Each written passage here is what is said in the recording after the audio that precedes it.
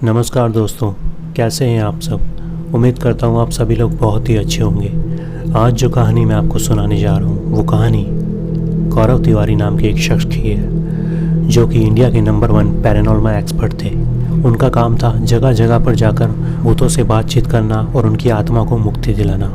एक बार की बात है जब गौरव तिवारी और गौरव तिवारी की पूरी टीम ने ये डिसाइड किया कि हम जाकर भानगढ़ फोर्ट में इन्वेस्टिगेशन करेंगे और देखेंगे कि क्या भूत प्रेत सच में वहाँ पर मौजूद है या नहीं है। इतना सोचकर गौरव तिवारी और गौरव तिवारी की पूरी टीम पहुंची भानगढ़ फोर्ट। वहाँ पर जाकर उन्होंने जगह जगह कैमरे फिट कर दिए और जाकर देखने लगे कि यहाँ पर कोई ऐसी घटना घटित होती है क्या जिसे देखकर हमें ऐसा लगे कि यहाँ पर कोई भूत प्रेत मौजूद है। उन्होंने अपने सारे इक्विपमेंट ले लिए और जगह जगह जाकर खोजबीन करने लगे और आत्मा को बुलाने की कोशिश करने लगे, लेकिन उन्हें ऐसा कुछ भी नजर नहीं आया जिसे देखकर उन्हें ऐसा लगे कि यहाँ पर कोई आत्मा मौजूद है। रात के कम से कम 2 या 2:30 बजे के बीच में अचानक उनका कैमरा बंद हो जाता है और जब वो कैमरे को चेक करते हैं तो पता लगता है कि कैमरे की बैटरी ख़त्म हो चुकी है, जबकि उन्हें अच्छे से याद था कि हम कैमरे की बैटरी को फुल चार्ज कर लाए थे और इतनी जल्दी कैमरे की बैटरी ख़त्म कैसे हो सकती है। लेकिन उन्होंने सोचा कि ये कोई इत्तेफाक होगा।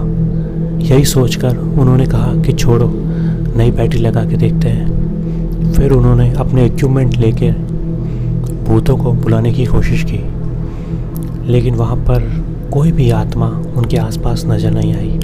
पूरी रात उल्लू की आवाज़ आ रही थी, कभी चमगादड़ों की आवाज़ आ रही थी। इसके अलावा कोई भूत या घटना वहाँ पर घटित नहीं हुई।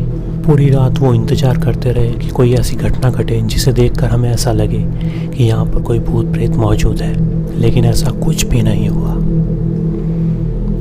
आखिर में सुबह के 4 बज गए।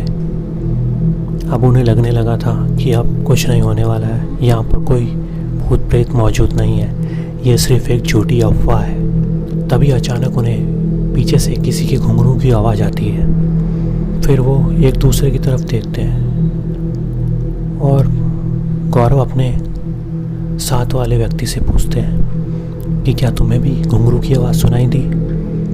उसने कहा हाँ, मुझे भी सुनाई दी। तभी गौरव वापस भानगढ़ फोर्ट की तरफ बढ़ते हैं और वहाँ पर एक कमरे में जाकर यहाँ वहाँ झाँकते हैं, लेकिन उन्हें कोई भी नज़र नहीं आता। फिर गौरव तिवारी बोलते हैं कि अगर कोई आत्मा या भूत प्रेत हमारे आसपास मौजूद है तो हमसे संपर्क करने की कोशिश करें, लेकिन कोई भी आत्मा कोई भी मैसेज नहीं देती। फिर गौरव तिवारी थोड़ी देर और वेट करते हैं। फिर उन्हें लगता है कि यहाँ पर कोई नहीं है, यहाँ पर सिर्फ उल्लू या चमगादड़ ही मौजूद है। गौरव आकर अपनी गाड़ी में बैठते हैं और सब लोग अपने घर वापस लौट जाते हैं। 1 हफ्ता बीत चुका होता है, सब लोग मज़े से जी रहे होते हैं। गौरव जगह जगह जाकर इन्वेस्टिगेशन करते रहते हैं और उनकी लाइफ मस्त चल रही होती है। लेकिन जब से गौरव भानगढ़ फोर्ट से वापस आते हैं उन्हें ऐसा लगता है कि कोई मेरे आसपास मौजूद है, जो मुझे देख रहा है, जो मेरे आसपास चल रहा है कोई। एक दिन गौरव डिनर करते समय अपनी वाइफ को बोलते हैं कि मुझे ऐसा लगता है कि कोई मुझे देख रहा है या मेरे आसपास मौजूद है। तो गौरव की पत्नी उस बात को हंसकर टाल देती है। वो सोचती है कि इनका तो काम ही रोज़ का ऐसा ही है, ये ऐसे ही मजाक कर रहे होंगे। फिर यही बात वो अपनी माँ को भी बोलता है, लेकिन उनकी माँ भी इस बात को बिल्कुल भी सीरियस नहीं लेती।